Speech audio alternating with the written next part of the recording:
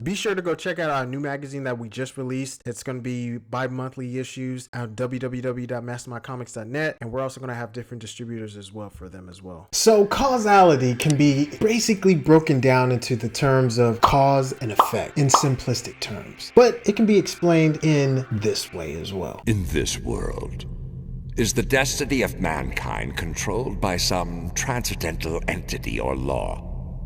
Is it like the hand of God hovering above?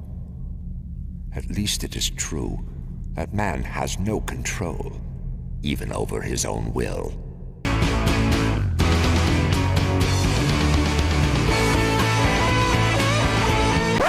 What? Who even believes any of... You know what? Never mind. So let's discuss the life of causality for Guts. And you might be surprised at just how things are connected as far as cause and effect. So in order for us to understand causality, let's break it down a little bit more detail. So the concept of causality / determinism, all certainty in our relationships with the rest of the acknowledgement of causality. Causality is a generic connection of a phenomenon through which one thing, the cause, under certain conditions give rise to causes something else, the effect. The essence of causality is the generation and determination of one phenomenon by another. Causality is a relationship which brings to life something new.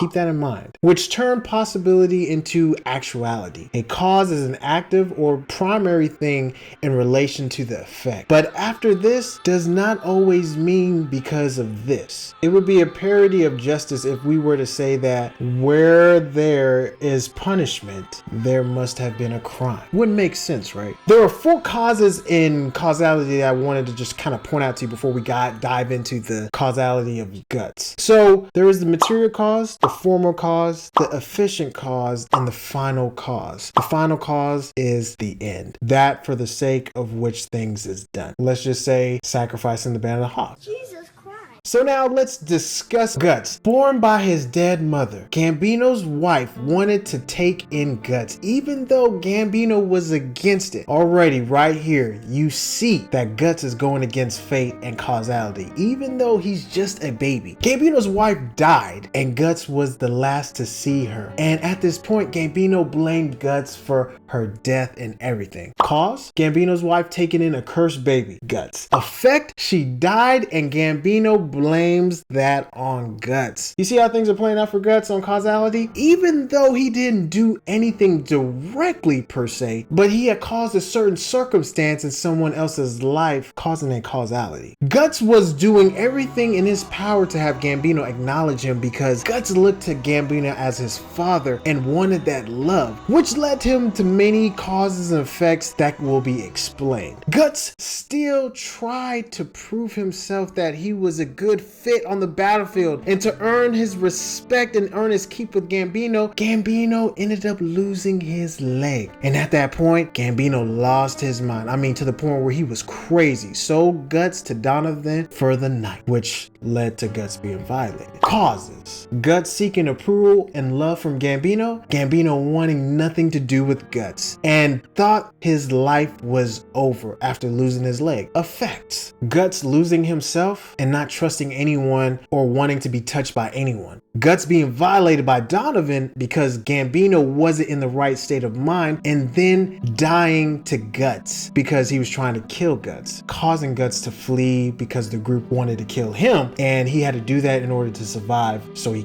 held on to that sword. You might raise the question, he couldn't control his circumstances or his environment, which is true to a certain degree. You can't control where you're brought into, but at some point in time, you have to take ownership of your life, right? Life of causality isn't easy, but it is the world we live in. Every cause has its effect, whether it be thoughts, words, or actions, even environment being at the wrong place at the wrong time with the wrong people. But what we know at this point is Guts's subconscious mind was impressed to never trust people and to not let him or let anybody touch him unless they earned it.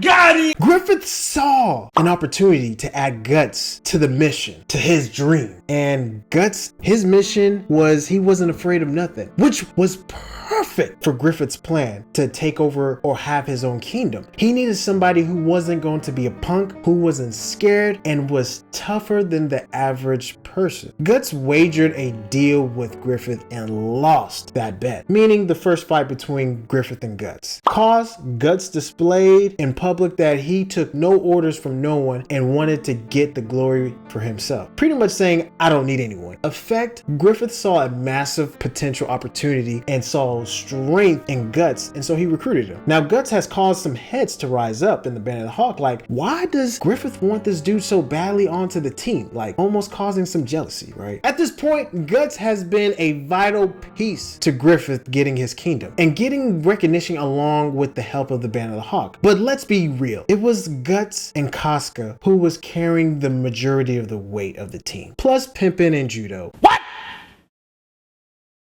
But there were some things that Griffith had asked Guts to do, low-key crossing the lines of bad mojo, where there is always repercussions for that. But Griffith asked Guts an important question. Do you think I'm an evil person? Do you think of me as an evil man? And Guts said no. Like, you're lying, dude. You know what you're doing is evil, and it's downright dirty work. And at the end of the day, Griffith is clean, untarnished, no name drugged through the mud. Did I mention that he didn't see you as an equal? For they have no dreams. Let that sink in. I said that he doesn't see you as an equal, but at the same time, he's just trying to get you to level up. Then we have Zod the Immortal, who dang near was about to obliterate the Band of the Hawk in one fatal sweep, but saw the egg of the king and yielded because he knew what their fate was. Zod couldn't even stop it. He warned Guts, saying, hey, you may not live to see what happens when Griffith loses everything and you're mincemeat. A lot of causes were taking place during those scenes. So let's just start with some of the causes. Griffith getting Guts to murder people, risk his life in order to continue to support Griffith's dream. Zod the Immortal warning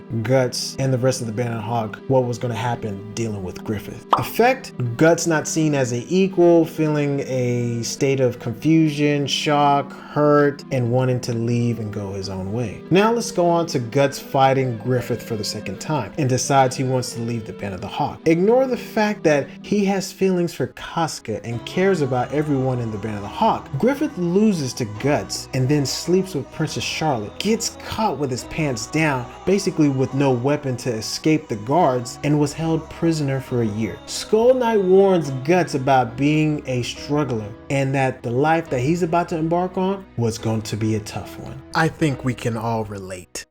Why you always lying? Causes. Guts comes off as ungrateful and wants to leave the Band of the Hawk, ignoring everyone's feelings and wanting to talk things out. Griffith and Guts fight. Griffith loses. Effect. Guts defeating Griffith sent Griffith into a spiraling depression state, causing him to be captured. Casca's feelings grow even stronger for Guts, just a little bit, but also brought hatred in her heart at the same time. More so hatred than love, because Guts left Griffith, and Griffith was lost when he left his side. But Guts won his freedom though. So let's talk about Guts coming back to save the Band of the Hawk from destruction, and Guts and Casca connecting and saving Griffith. Griffith isn't the same person that he used to be anymore. Guts wants to stay, but Casca shoos him away. Everyone gets caught up in the eclipse and gets sacrificed except for Guts and Casca because Skull Knight saves them. Griffith violates Casca to seal the deal to being able to roam the earth freely in a human-like form. Rickett is also still alive, but he happened to have good luck because he was not in the eclipse. Causes. Guts comes back to save the Band of the Hawk, and Effect makes love to Casca, learns the truth about what happened to Griffith. Band of the Hawk gets killed. Guts and Casca are branded and has a baby that's corrupted by Griffith. Guts having a deep hate for Griffith and Casca for being turned into a potato. Did I mention Guts losing his forearm and eye? Whoa, a mouthful in that one. Now at this point, after the eclipse, causality will not be straightforward and simple because the rules have changed. The age of darkness has begun and chaos has fallen upon the land. So there might be some exceptions to the rules of cause and effect. But would these causes and effects matter? Because it was already determined that Griffith would sacrifice everyone because he had the Crimson Balet. And that makes him different from others who have regular balets. What y'all think about that? Let me know if you agree with me or disagree. We could talk about this in the comments below. If you're looking for some of the most amazing content, Mastermind Comics in the building can get you what you need. Be sure to like, subscribe for more content from us. Also, go ahead and watch Casca Enjoy This Part 2 while you're on this channel. You know you want to.